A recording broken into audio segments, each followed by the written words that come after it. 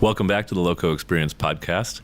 My guest today is Betina Pflug, and Betina is the founder and owner of Whitey Coaching. And Whitey has a broad mission, and Betina's encouraged me to have like an introduction that says, what problem are we trying to solve? What's the solution to that problem? And how have your clients solved their problems? And so I'll just put it back to you, Betina. First of all, tell me about Whitey Coaching. The name, I remember it stands in an acronym, and then take me through that 1, 2, 3 introduction just for our audience. Okay, let's start with Whitey Coaching. That means wisdom important to you. That's my intention when I'm working with clients, is to connect to the infinite wisdom that's available over there and just trying to channel and try to bring this in an easy way for them to understand that can really help them change their lives. So making the seemingly complex more simple. Yes. Okay. In the way they can digest, I can say. Yeah, fair enough. And the solution then is just to bring those big things into digestible pieces. And I guess how have your clients achieved that?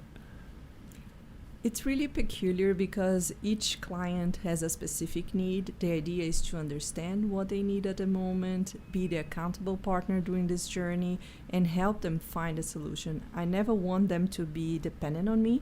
I want to be a training wheel to teach them skills so they can apply in their business, and if it's possible, to keep teaching others. So I want them to be teachers in the future. That's my wish. Leave them stronger than you found them, and not only stronger, but eager to help others in the same way. Yes, empowered and sure, with confidence that this works in their lives, and if it works for them, maybe it can work for others. So it's time to share. Yeah, thank you. And maybe adapt the way they're teaching, but just keep sharing. That's the idea.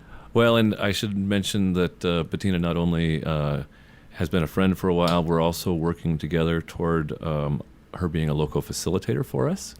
And even coach advisor for the LoCo Think Tank headquarters team.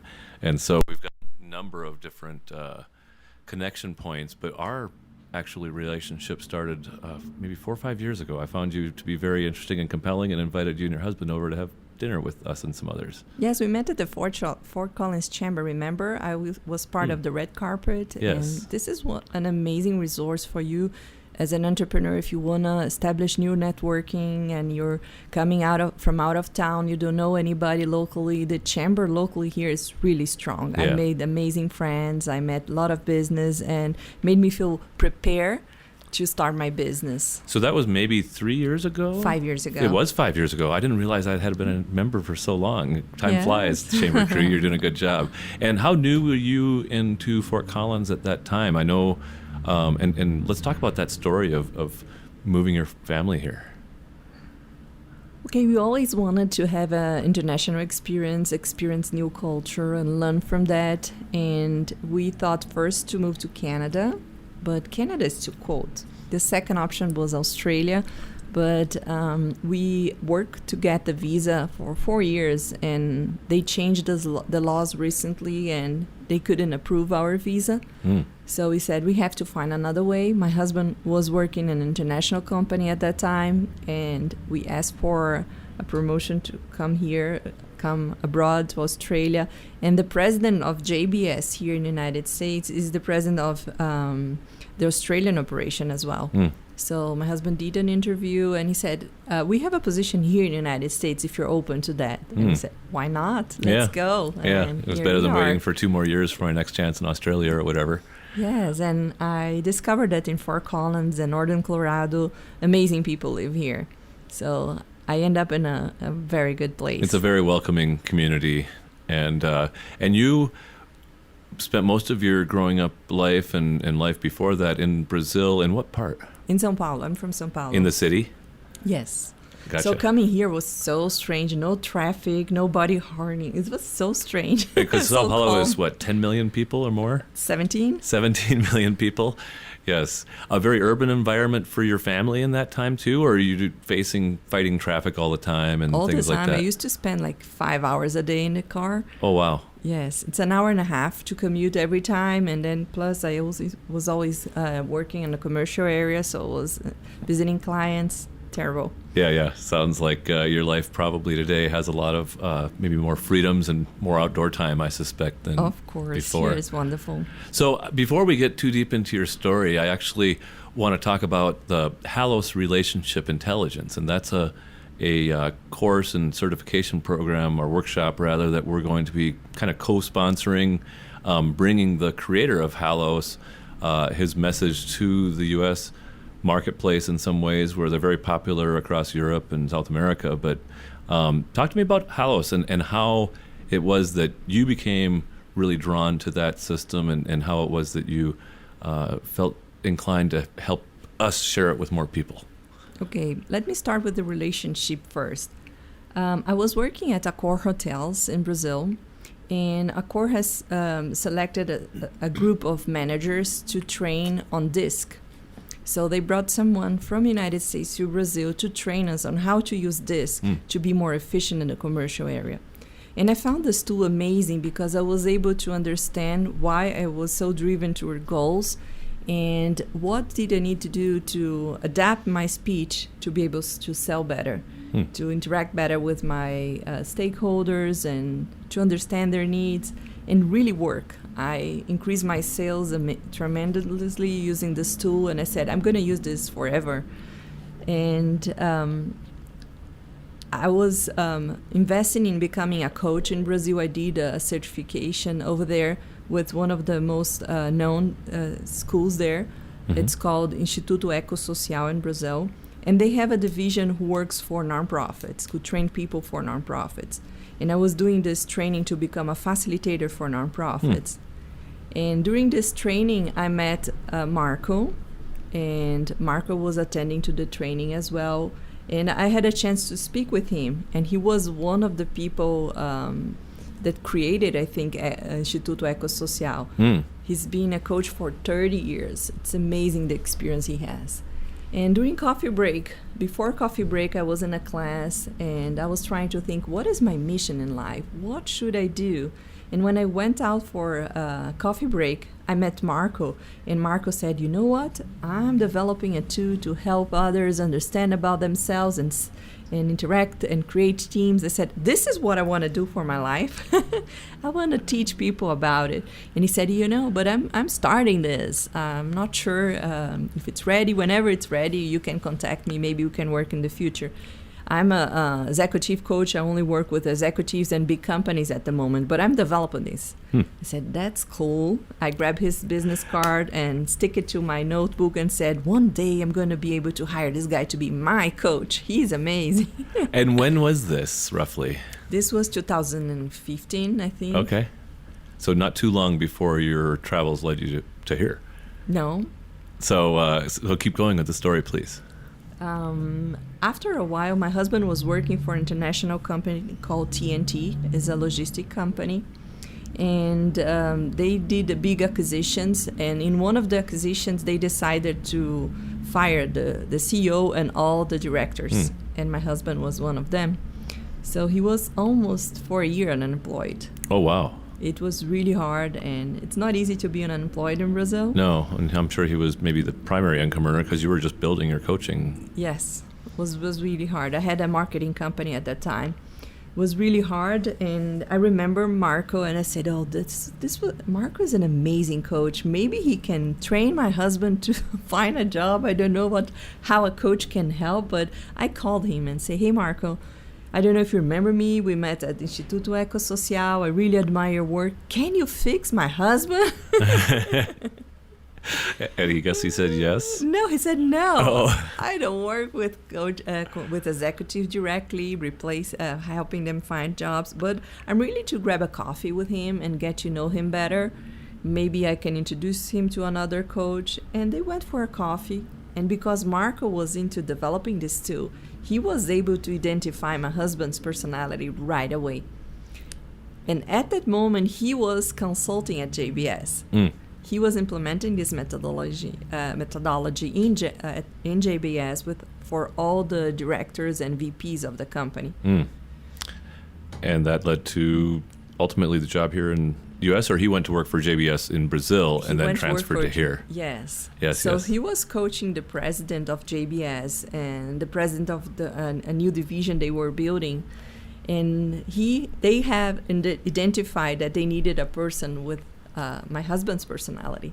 Which is what? He's a Brown. He's a Brown. He's Oh, yes. the guy who wants to understand all the correlations, goes very deep in everything he does, and plan very well. How do the different divisions of the business work together? What were the hang-ups and bottlenecks? Yes. So if you would, can you sketch out Hallos a bit for our listeners? And I don't want to spend a ton of time on it, but just how is it different than DISC, if you will? Because I know you have some training in that as well. And I think both of us respect DISC for adding a lot of value to conversations as well. But you would probably say Hallos is a superior tool for most coaches and employers? I think it's very helpful for entrepreneurs because it really helps you understand yourself. What is your essence? What do you have inside? The native talents that you were born is different than the personality. The personality is developed after you interact with a lot of things, circumstances that happen in your life. And Hallos identify your essence is really different. And on his method, he says that normally we have at least 2 different essences, and we develop a third one to bring a balance in our lives. And we move around those 3 essences, the archetypes, as I might say. Yeah. And this methodology identifies 5 types of archetypes. And you move on bipolarity. I think, Marco, it's better to explain this than probably. me. And maybe I could even chip in, for listeners, like the yin and the yang would be kind of your base archetype, and then the other one that kind of pulls the other way. And then the third is maybe almost a shock absorber or a softening agent for those 2 as they're quarreling over you. Yes. And the suggestions that he normally gives is for whenever you're building a team is to have people with different type of archetypes that can help you balance the ones that you don't have. Mm-hmm. That's what we're trying to do here at LoCo Think Tank. Bring people that can add value with their skills that they have, with the native talents they have, to be able to really build an ideal team for the environment that we have. Well, and young Alma here on my team is a brown-blue, which is a very, very rare archetype and very useful, much like your husband, in being an integrator of systems and being aware.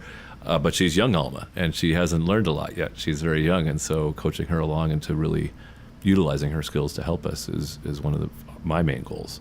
Yeah, that's cool. And that's why I think the entrepreneurs can use this tool a lot, because they can not only identify their personality, adapt the way they speak with their employees, but also build an effective team and develop the employees they have on their skills as well. Yeah. So tell me about the other types. So the brown is the integrator. Blue is, I think, like the organizer kind of. Yes, the orange is the goal-driven, the person who really make things happen, but is the achiever-ish or whatever. Yes, a narrow person that knows everything a little bit. Okay, yep. And we have the white, that's the thinker, the person very connected to the values, like you, that is an innovative, like Steve Jobs was one of them. Steve Jobs was white and orange. Because he was both an idea guy and then very driven to actually achieve the ideas. Yes, and we have the green ones. Yes. If I may say, the green ones are the ones really focus on people.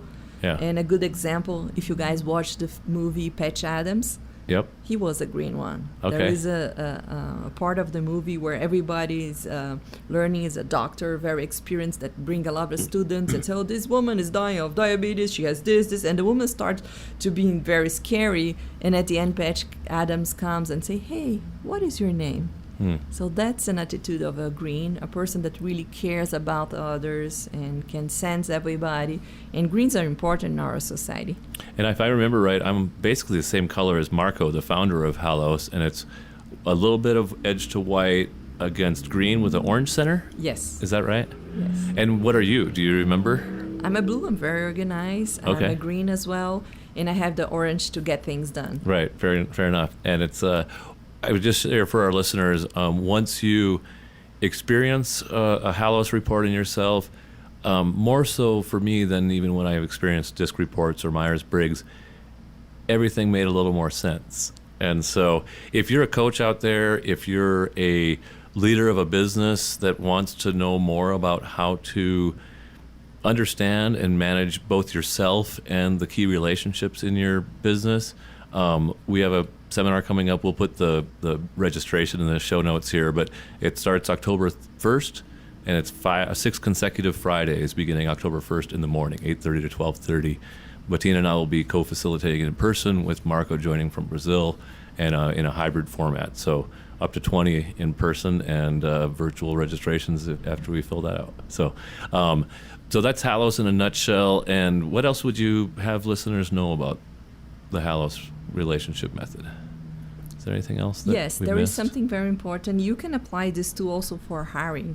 So you can send a test for your future candidate to fill it up, and the report will come up with some suggestion questions for you to investigate how this person deal with this type of skills that they have. Right, because there's kind of like a Dr. Jekyll and a Mr. Hyde to each of these types as well, where if you're using it in the right way, then these are your strengths, but overdone strengths are also known as weaknesses. Yes. And that's kind of recognized within these. And it's different for each person because it depends on the experiences they have had in the future, the environment they live. That's why it's so important to be cautious when you're doing an interview, to really understand and choose the right person. Maybe spend a little more time, a little more money in choosing the right person and not doing the mistake of hiring someone that won't fit your team. Yeah, fair enough.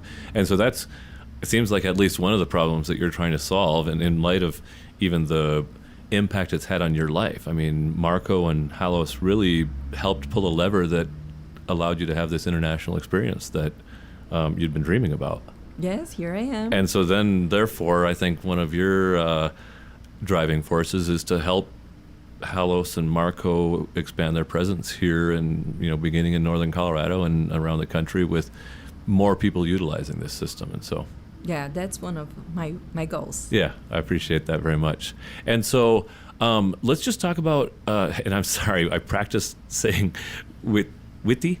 Yes, witty. Witty, and then I said whitey, and whatever, it is the way it is. But tell me about Whitey Coaching, and you've got a couple of different podcasts. You have both a heart for nonprofits, but also entrepreneurs, and I think I'll be on your podcast one of these days. I don't know, maybe not on the ladies one, but tell me about kind of what's a normal week in the life of Betina look like?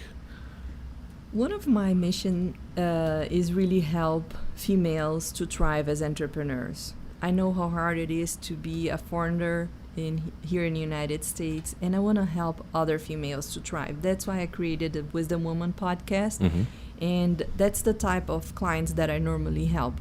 Someone that is married, have kids, is busy, doesn't trust on her potential to do something, but really have the wish to be independent. Yeah. Independent in her ideas, in her profession, in her career, and in making decisions. And sometimes they need a little push.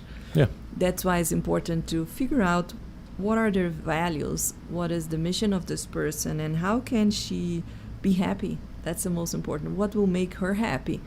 Some women, they really want to have their own business, but they don't want to let go the responsibility of taking care of the family.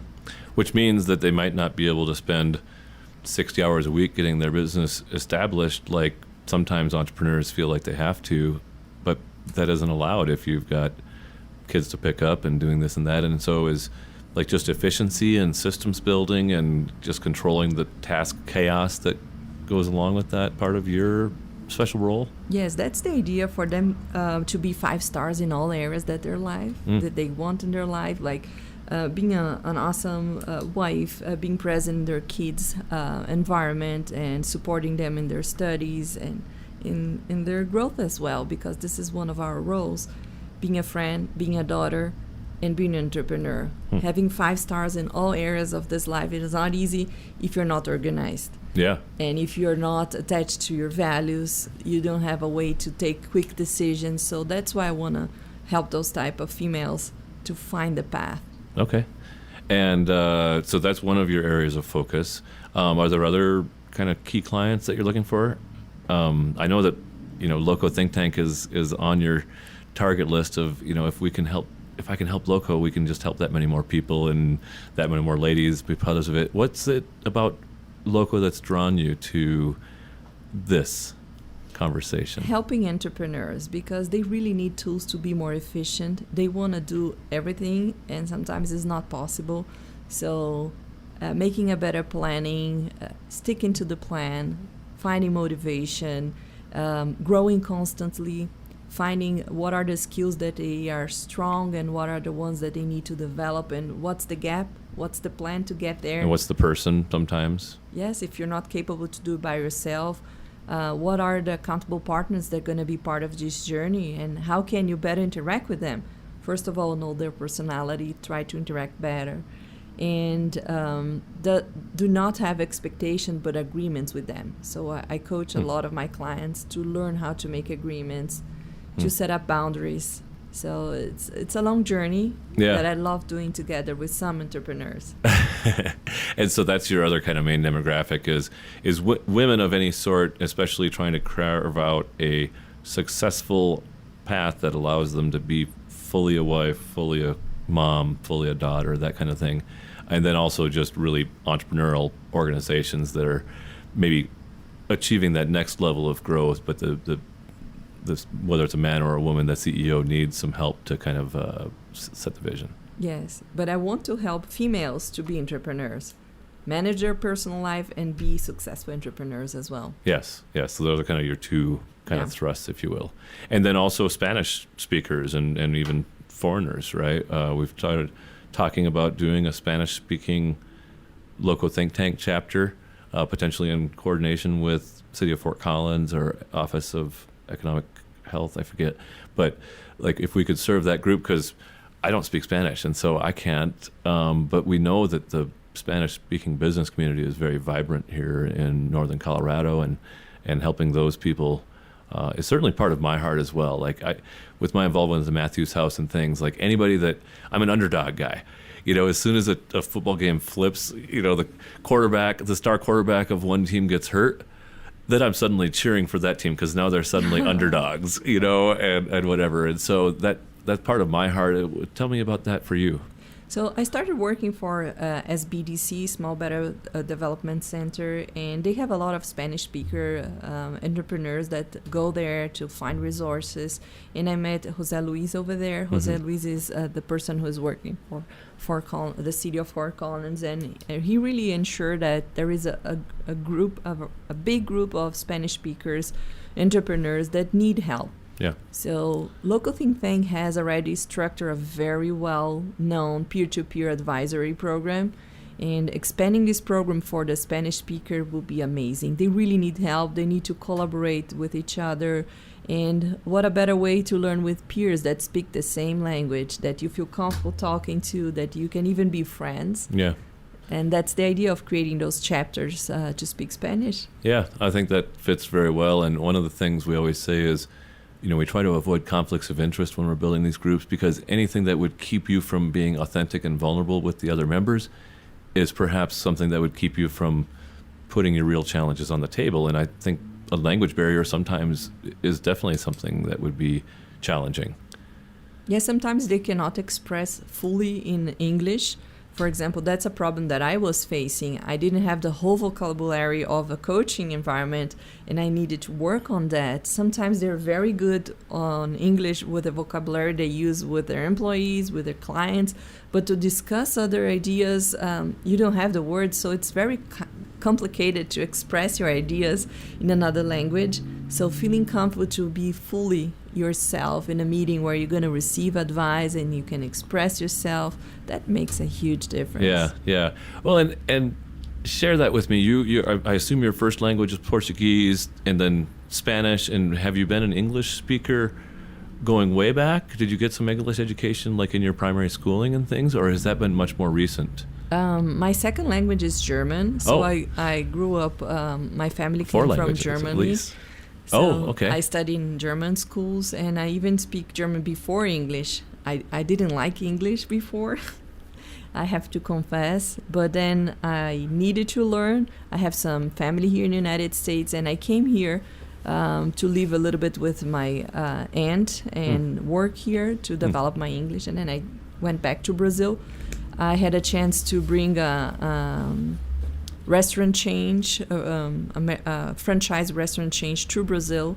Oh. And I needed to learn English to train everybody in Brazil. So I came here, worked for 3 months here to be prepared to open this franchise over there. And I was the trainer in Brazil to train everybody.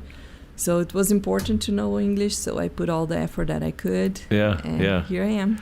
Well, I want to go in the Wayback Machine, actually, and hear more about that, because that's a really interesting family background as well. I honestly didn't know anything about the German family background and things like that. So, tell me about your parents and, third grade for you, and a little bit about that backdrop, because not all of that was in Sao Paulo, sounds like.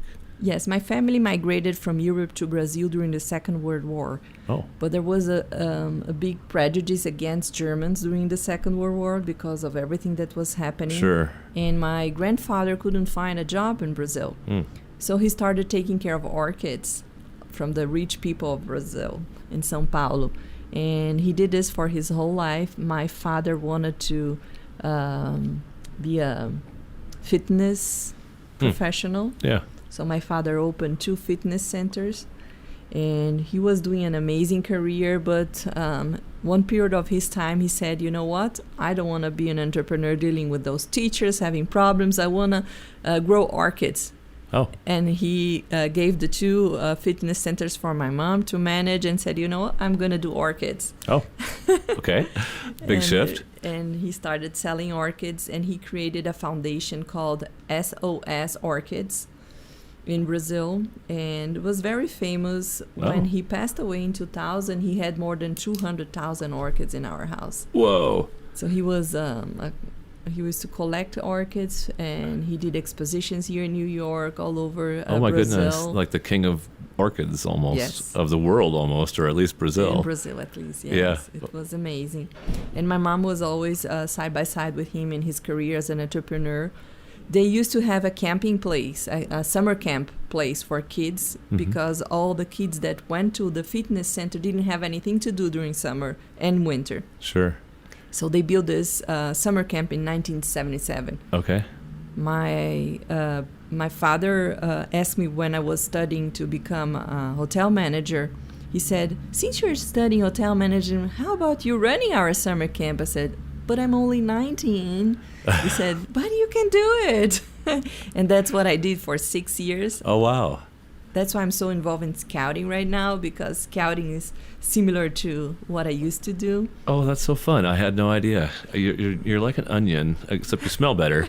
But many layers to your story, and I'm really enjoying that. So, but this is all in Brazil, right? And the summer camp and things. When was the German experience? Or that was just...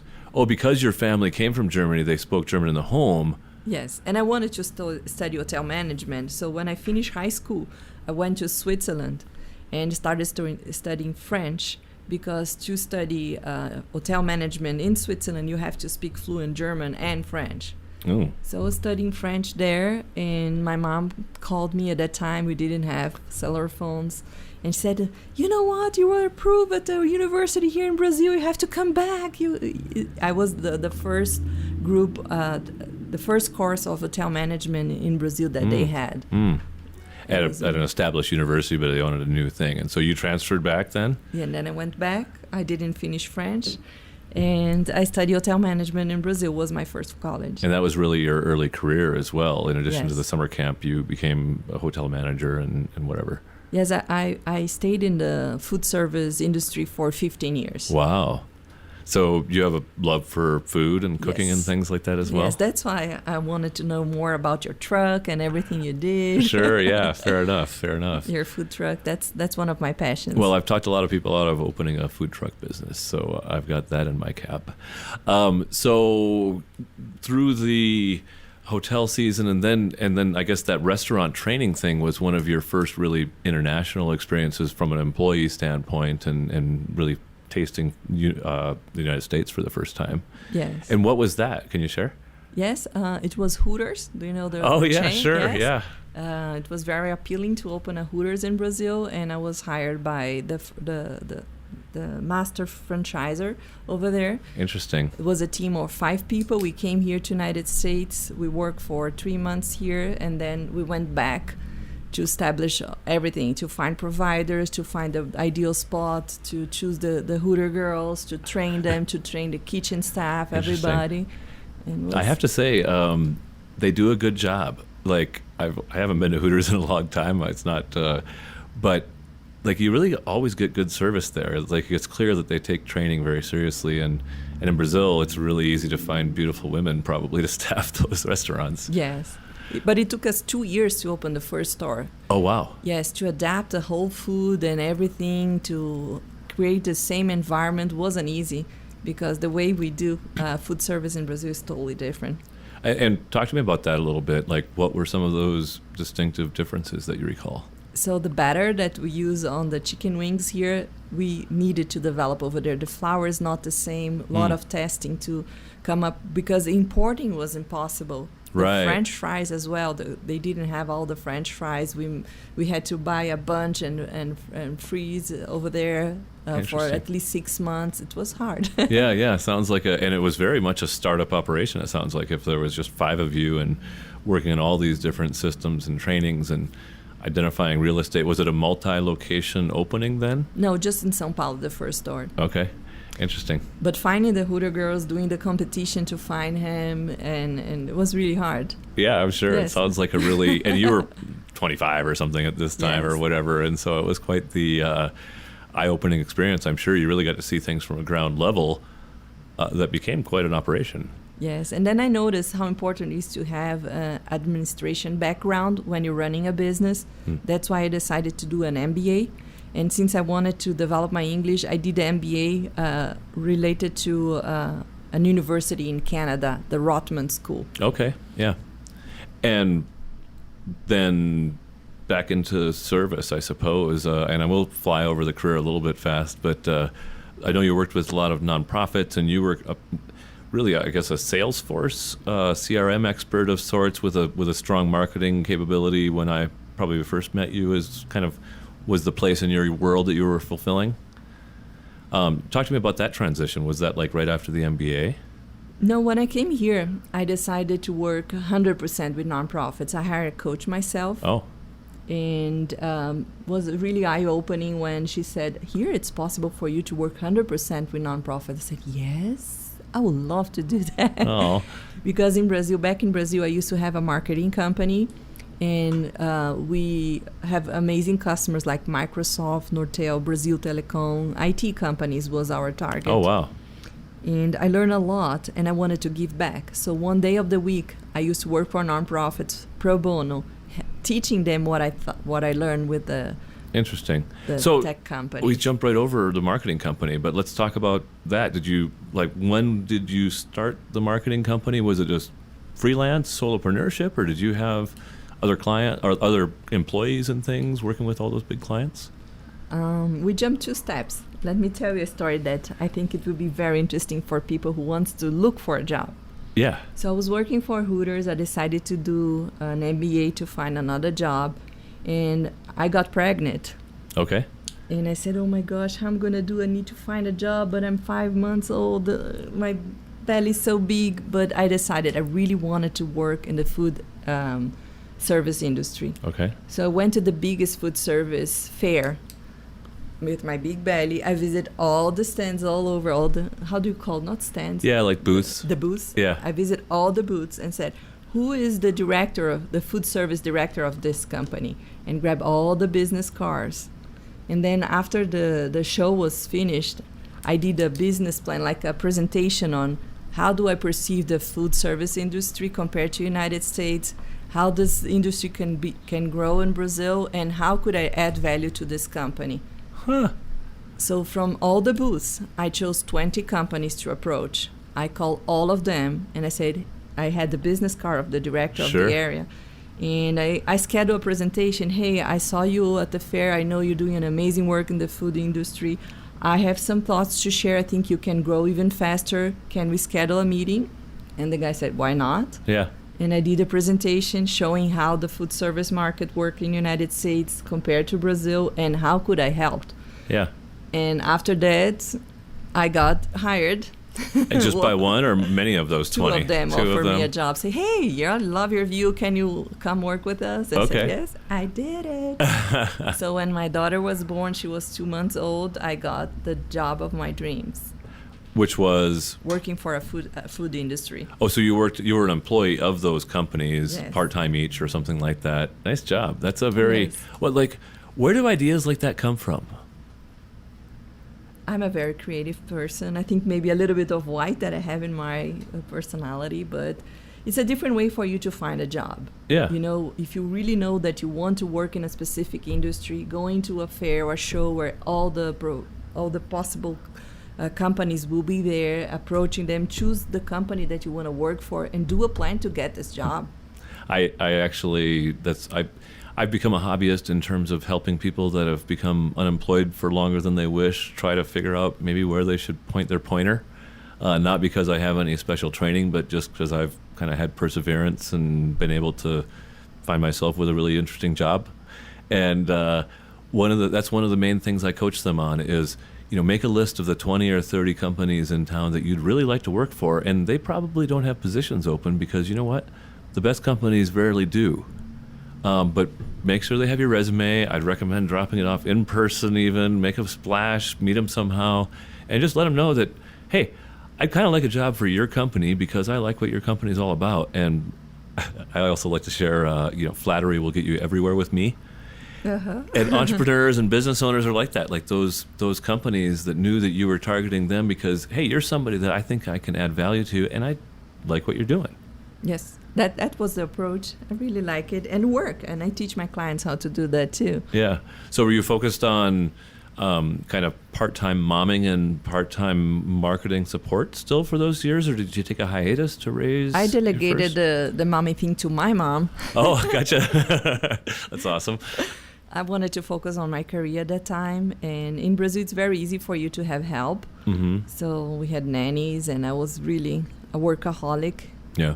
And afterwards I perceived that that's not the ideal. Right. But it's one of the reasons that you're driven to try to carve out an appropriate place for people to be a wife and mom and an entrepreneur. Yes, because I suffer a lot of after that, noticing that I missed the best part of my kids. Yeah. So I want to help entrepreneurs not to miss this part, but also start building their business. Yeah, fair enough. Doing both. Yeah. It's possible. It's not an either-or decision, and I think, we'll see how the world evolves from here, but if people can create lives where they can work 10 or 20 hours a week and create enough value for their clients or customers or employers even, that they can spend more time with family doing, exploring, thinking about new ideas, I don't think it would hurt us as a nation or world. And here it's totally possible for you to be an entrepreneur and also have quality lifetime. Yeah, yeah.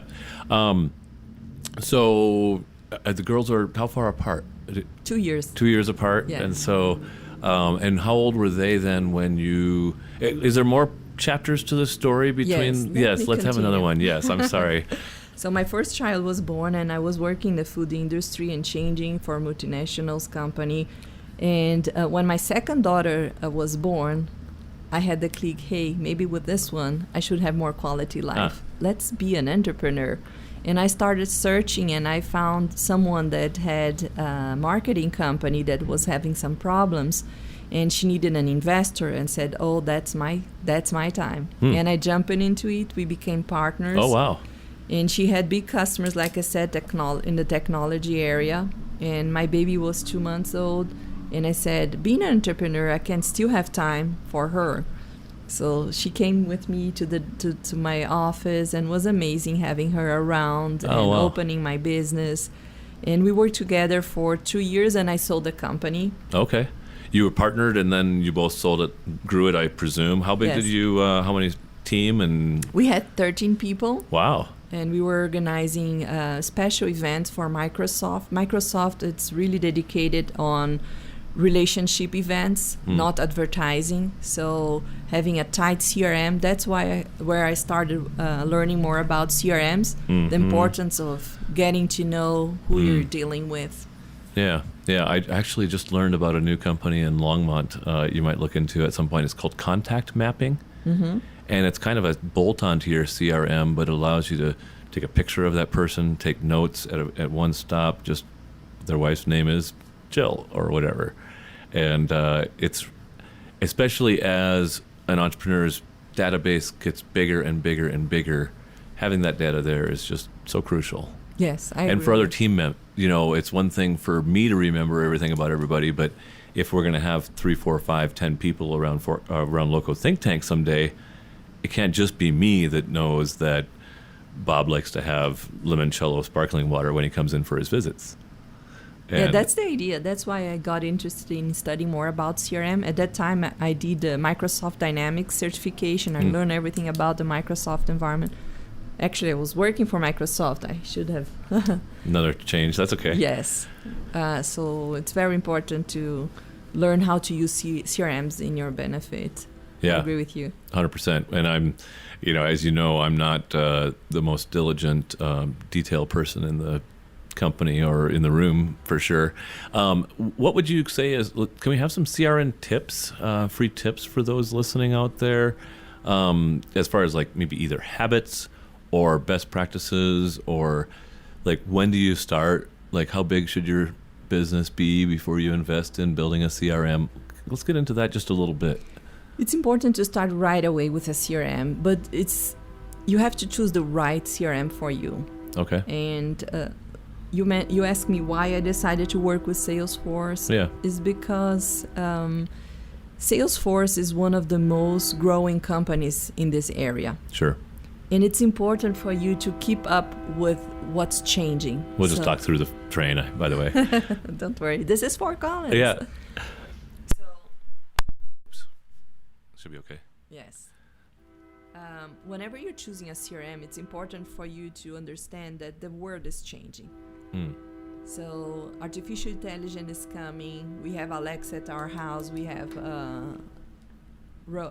iRobot. I don't know if you have this vacuum at your house. And soon we're going to have our fridge saying what we need to buy for groceries. Yeah. So you have to be ready to evolve with technology. And some CRM companies doesn't have enough money to invest in innovation. And Salesforce has a huge team that really innovates. So if you land up with a platform that's always innovating, it's totally different because you don't have to ask them for updates. They will train you on what's new. Fair enough. That's okay. the difference. And Salesforce has a platform called Essentials. Okay. That's for small entrepreneurs. It's pretty cheap. It's $25 a month. And integrates directly with your Outlook and your Gmail account. So all the emails that you exchange with your clients and providers, stakeholders, will be connected directly to your CRM.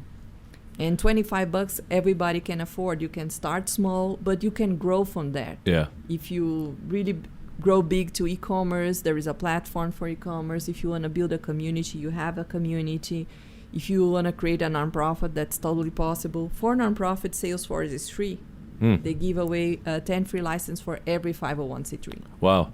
And so is, like, you got into the Microsoft world and Dynamics and then I guess transitioned in Brazil to Salesforce. Was that the next kind of key step in your journey? Compare Microsoft to Salesforce. Yeah. Microsoft is really good for big companies who need to have an ERP together. So when I came here and I decided to work 100% with nonprofits, I figured out that Salesforce has this arm inside the company that offered the best CRM for free for nonprofits. And how did you get paid for it, though? As a consultant, you get paid to personalize the environment for the nonprofits. Okay, and they pay you that kind of to set it up good or whatever. Because I was going to say, Salesforce can't hardly pay you big commissions on selling $0 per month commitments from their nonprofits. But I guess if they grow and get bigger, then they pay more and whatever too. Yes, it's so important. Big nonprofits like MS Society, Red Cross, big nonprofits are using, and small nonprofits are using as well. And having amazing results. Yeah. And so talk to me about, so that was kind of your heart to serve the nonprofits through the sales force. And then talk to me about that transition to, once again, I guess, pursuing your coaching ambitions and dreams, because maybe that was in process of getting recertified and such early on, or was it also on the side when we first met here in Fort Collins? Yes, one of my dreams is to create an accelerator for nonprofits. And for me to be able to do that, I have to hire 5 amazing people to work with me. I need someone that understands about financial, fundraising, program operation, volunteer management, and technology. And I want to hire amazing and expensive people. For me to be able to do that, I have to really get into the business world, and I decided to start working with entrepreneurs and build a career as an executive coach and build this as my philanthropy work. That's fascinating. I'm going to keep helping nonprofits, but I don't want them to pay me. I want to have like a foundation. Like a Kauffman Foundation almost. That would be an accelerator for nonprofits. Interesting. Something you may consider is with your heart for nonprofits, you may be able to draw other people with a heart for nonprofits that you don't need to pay as much, but maybe just build a volunteer force so you can do it sooner. Yeah, maybe, but I prefer to have the best ones and fair. do the service for free. That's fair. All right. So, well, we'll talk about that more later. 10% of my income, I put it aside to create this foundation. I'm helping right now 2 nonprofits. Oh, wow. And the idea is to keep helping. I love that. So I guess it was just kind of a progression, really, to do the witty flag. And do you do Salesforce stuff at all anymore? Yes. Or you can if you want to, but it's not kind of the card Some that you of my lead clients with. Are in the Salesforce ecosystem. I help them navigate into the career because I really understand how it works. Yeah. And I use Salesforce for my CRM as well. And I can train any entrepreneur on how to implement Salesforce and make good use of it. So if you're listening out there and you're either a nonprofit leader that knows you have some systems development, including a CRM to make work better or install, you're an entrepreneur that is trying to find focus and that step-by-step progression to their dreams, those are the people that would look you up. And how would they find you? On my website, I have a division for nonprofits. It's witty.tech and -nonprofits. Okay, so let's jump into the meaty stuff of our standard format. We like to jump into faith, family, politics, and you can take your choice about how much to say on each. I'm really interested in your perspective on like Brazilian politics versus U.S., and there's always a lot of drama in the Brazilian system. But recently much more so probably in the U.S. But actually, Brazil's in a real weird place right now even. But talk to me about any of those things. We've already talked some about your family. We could talk a little bit more about that. My approach to politics is a little bit different. I'm investing a lot of time in nonprofits because I think civilians are doing an amazing job fulfilling for what the politicians are not doing. That's why I want to invest in nonprofits. Yeah. And I see this coming more and more in Brazil and here, that the population is trying to solve the problems that the government cannot do it. Yeah. And they are the people that I want to help. I don't want to bother about politicians. I'm not involved at all. Yeah. And I want to help them. There are a lot of initiatives in Brazil, and I want to bring the knowledge of how they operate nonprofits here in the United States to Brazil. That's my intention. The accelerator will work here, and I have the intention to make it happen in Brazil as well. Very nice. I've been long involved with the Matthews House, and the Matthews House founder, we just did an episode with her about 3 episodes ago, and that was really her heart as well, is that, you know what, the government has kind of programs that are supposed to help with this, but they're not helping, and it's because people really need to have more relationship and the service heart rather than, not that government employees don't, most of them have a great heart, but there's impediments, there's bureaucracy and barriers to building relationship. And also lack of money. So how can they better fundraise with regular companies and deliver amazing programs here and in Brazil? Yeah, and build, that was part of our vision there and still is, I think, is that, you know, the corporate partners that can really recognize the organizations that are making a difference, especially within maybe the communities where they're hiring or where they're located and things like that. Those are the deeper pockets that can help to really power nonprofit causes into greater impact. Yeah, entrepreneurs who are worried with all type of stakeholders. That's the most important part. We can call the best ones B Corp, but I think some of them are not B Corp, but they're worried about their employees and the environment they're established, everything. Yeah. So B Corps is something that you're also passionate about, I suppose. Certainly it's on the 3-year target list for LoCo Think Tank to get that work done. I think we act like a B Corp already, but there's work to do to certify that and make us, I guess, wear our values on our sleeves in that regard. So politics is that's a pretty interesting angle on that. Anything else you'd like to say in that greater topic, or you just leave it right there? And I leave it right there. Fair enough. So faith. We've never really had a faith conversation. I have no idea what your background is necessarily. If back German Lutherans usually in the old country, and so perhaps that would have carried forward, but then Catholics probably much more predominant around Brazil. Is that so? Yes, the Protestants. Protestants. Yep. Yes, my family was a Protestant in Brazil, but my father was a yoga and meditation teacher. Okay. My grandmother was the person who brought yoga to Brazil a long time ago. Wow. Like 7 years ago. So we study about different religions, spirituality a lot in my family. And as being involved in scouting, Scout also incentivate all the families to learn about different religions. Yeah. And we did this in Brazil, me and my kids. We visit different type of religions. We understood how they what their how perspective they practice, is. yes. Yeah. And we have come up with our own beliefs, but what I really believe is in the light that everybody has inside us. That's why whenever I sign an email, I always say namaste. Okay. And the meaning of this word, if I may say, it's the light in me, recognize the light in you. Yeah. And I think this is a beautiful way to saying that I'm seeing God on you. Yeah. And I'm touched by your light, Yeah. and I hope you can see my light. Hello. Everybody has Yeah. good intentions. Yeah. So Hello, fellow divine being. I see you. I listen. I hear you. You're important to me, even if we don't cross paths again. yes, that's the approach that I take to life, like seeing the light of everybody that I interact with. That's why I always sign namaste. Interesting. Fair enough. Thank you. I like to share with folks because I do go to a Christian church, but I also do yoga. I also meditate, and I like to say kind of like I see faith as being kind of a lot of they're blurry lenses for everybody throughout history. It's hard to see exactly what those links are and stuff.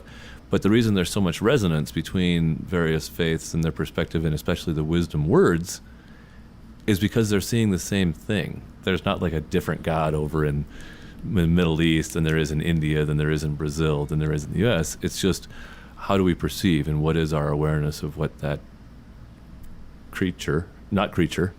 uncreated being would have us do. So where do you, if you would, where do you come with in terms of like Big Bang or spontaneous life, things like that? Or are we created beings in your perception? This is a hard question to answer. Well, I know. It's like the hardest question.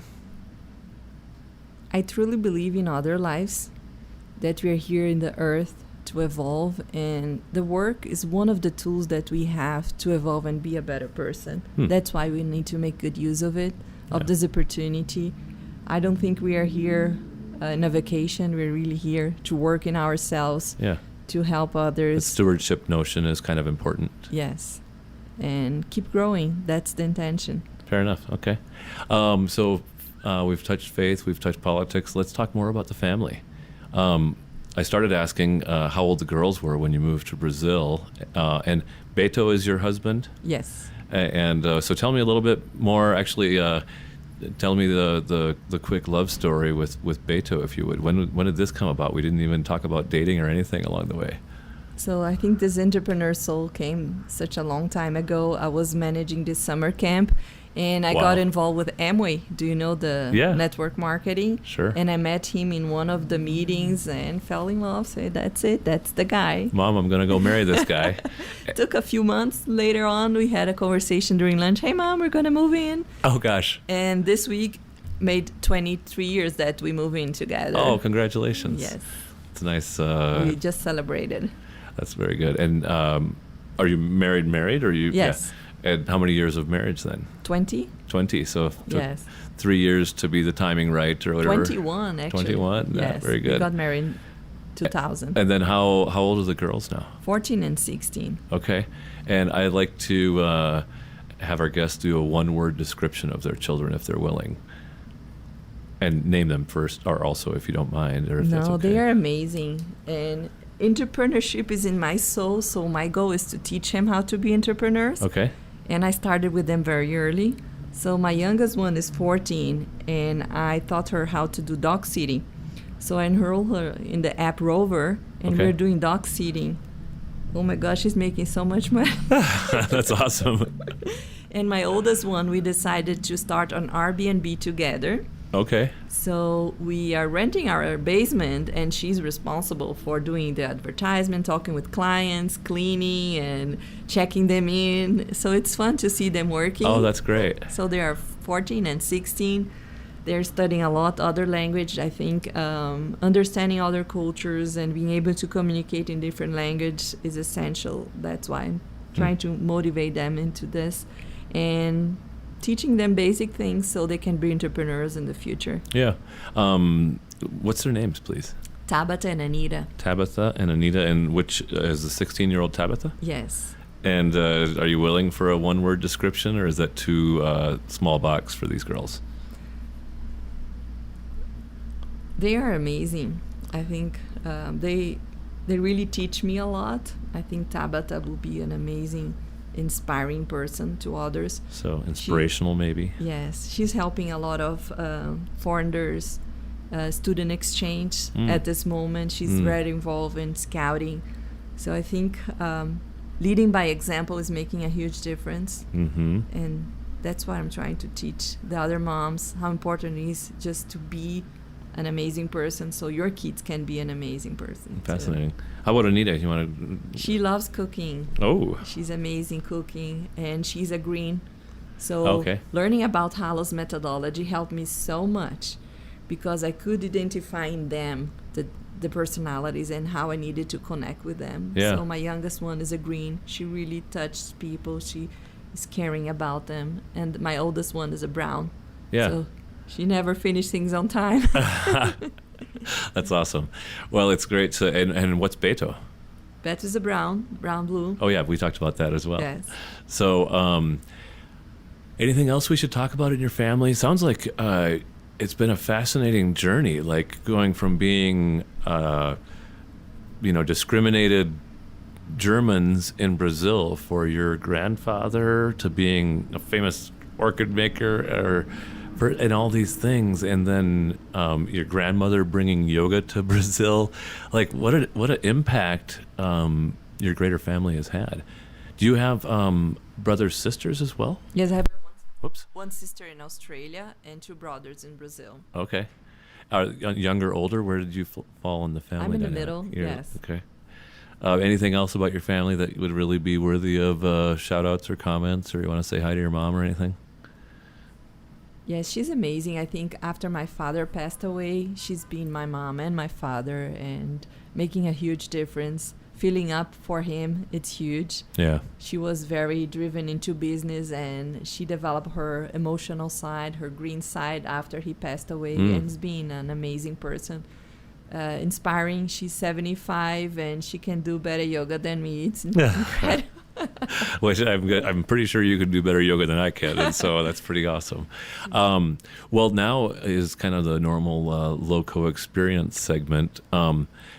What is the craziest time, event, season, perhaps, of your life that the story that you'd like to share from your history that comes to mind? I want to share something that happened here in the United States. Okay. As I mentioned to you, I'm helping nonprofits. One of the nonprofits that I'm helping is in Brazil. They have 650 animals waiting for adoption. Ooh.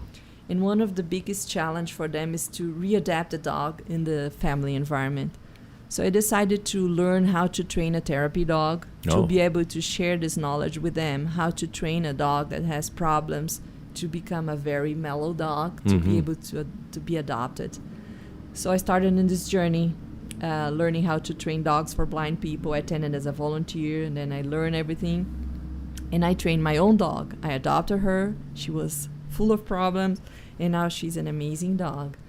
And while working as a therapy dog, with a therapy dog, I went to a nursing home on Christmas because I didn't want to be normal and just have a regular Christmas party. I wanted to be there with old people, and it was really fun. I went room by room, and then there was a big meeting room with elder people sitting around, and I brought Bella to play with them. I had some treats in my hand. Yeah.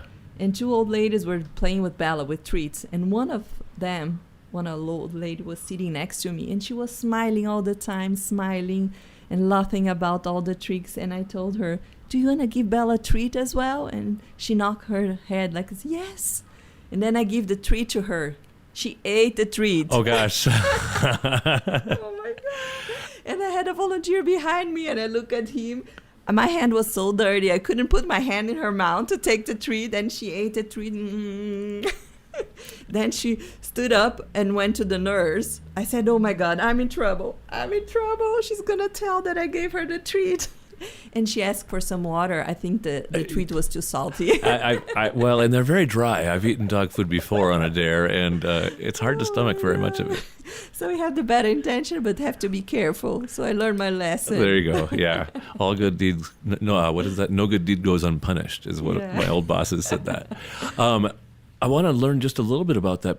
Like, you trained yourself how to train a troubled dog into being a therapy dog, and did this in 6 months? Yes.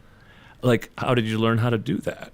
Attending as a volunteer how to train dogs for blind people. Yeah. So I saw how they do to train dogs for blind people. I said, let me try to adapt that, and I figured it out. You have, that seems like one of your superpowers is that anything that people do, you feel like you can learn how to do and perhaps teach it? Yes. That's what I said. I created the name Wisdom for Wisdom important to you. Is the wisdom is available there. It's just channeling, adapting, and putting in practice. Yeah. And there's too much wisdom. That's my blog for next month. I forget the title I've been working on. It's too much of any good thing is bad. There's so much wisdom in the world, so many different techniques for this, different techniques for that, and it's almost overwhelming. And so what is the wisdom that's important to me? Because I can't have all the wisdom important to me because I don't have enough space in my organization, in my person. What's the stuff that's really going to be important to making my dreams come true? Yeah, that's the challenge. I don't teach anything that I haven't put in practice in my life.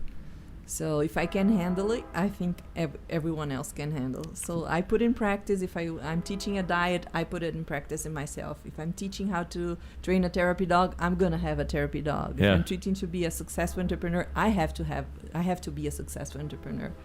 That's the intention. Yeah. Well, and that flies directly in the face of that those that can't do teach thing, because you're basically proving that you can do it, and then you're capable of teaching it. Yes.